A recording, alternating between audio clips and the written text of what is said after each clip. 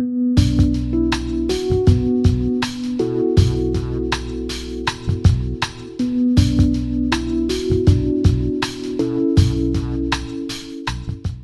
name is Brendan Nagle. Award-winning. It is officially now an award-winning feature film. Yeah, the Hollywood Vine Film Festival, the Audience Award for Best Feature Film, Best Director, Best Cinematographer, Best Cinematography, and Best Editing.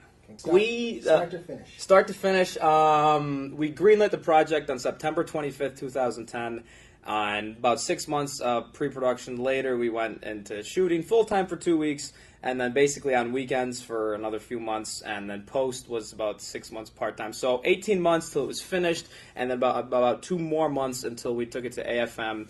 And we're currently negotiating worldwide distribution with potential different places. So I like to say to make the movie 18, and then to get it out and truly finish this thing, probably another 6. So it's a year and a half, 2 year endeavor to make a movie feature. Yeah, I had my gut was, I had that sort of gut feeling like this was going to take a long time. And I chose not to acknowledge that feeling because I couldn't realistically say, okay, I'm going to dedicate the next 18 months of my life to this one project, because that's just silly. Mm-hmm. And as a student coming out of school, and there's a lot of other things you got to deal with, like a real career in life and things like that. So I chose not to acknowledge that instinct and just thought, well, we're going to have this thing done 3 months after grad school. And if everything went perfect, and it went great, it didn't happen. So was I ready for the duration? I was ready for it, but I'm glad that we took it week by week, month by month. Why?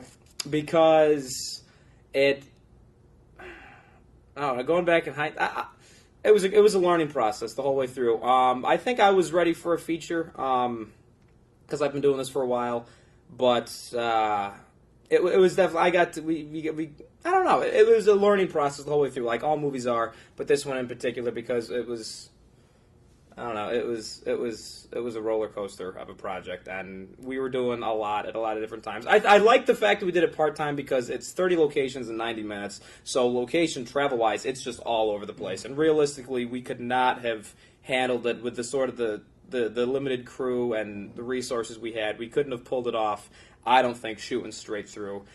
We had the luxury of, this location fell through. Well, I got 5 days till we shoot it, so let's find something else. So the movie was definitely meal pieced together very effectively, I think, because we had the duration that we had to work on it. In the sense that there was, like, I could still be working on it now, but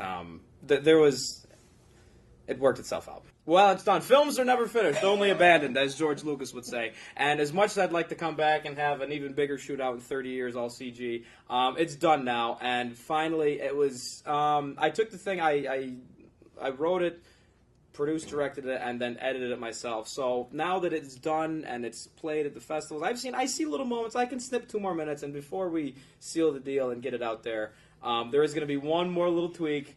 But it's basically done. It is done. I'm ready to abandon this film into the world. It has grown up. It's its own thing now. The actors and the cast and the crew were great. All very dear friends of mine. I went to film school in Rochester, the Rochester Institute of Technology, RIT. So I spent 4 years in that city, getting to know people and places in the area and things like that, accumulating resources, not really knowing when am I going to use them, how is this going to happen. And I made my feature film there, a 30-minute football flick, and that was good for what it was. And I left Rochester to go to Syracuse for grad school, which was an hour and a half out. But I felt that it just wasn't done. There was something left to be done. And then the people came calling to make this thing happen. So I got to put all the resources that didn't belong in a 30-minute movie about high school football into this big grand spy comedy that I'd always kind of wanted to make. Like, you can't have a shootout on a golf course in a football movie, or rob a huge mansion and do all these things. And these are just these action sequences and moments and bits of things I've just always wanted to do. And finally, I had an excuse to do them. And the roundabout answer, the people all involved at all these different places and all these actors that I hadn't had a chance to work with a second time or on a bigger project, they were just all really into the story, and they were all close to home, and they were just friends. So that's I learned that as we went along. Comedy is a totally different world than drama. I forgot who said it. comedy or dramas in the close-up, comedies in a wide shot. So I guess that's a really simple way of putting it. And comedy is just one of those things. Like it's almost theatrical. It's kind of like a stage. You can't frame and perfectly set up a gag. It's very performance driven, and it's things that just come naturally in the scene. Sometimes it's a different one-liner because it just felt right at the time, and it's just different. It's comedies in a wide shot, dramas in a close up. That's the really simple way to put it.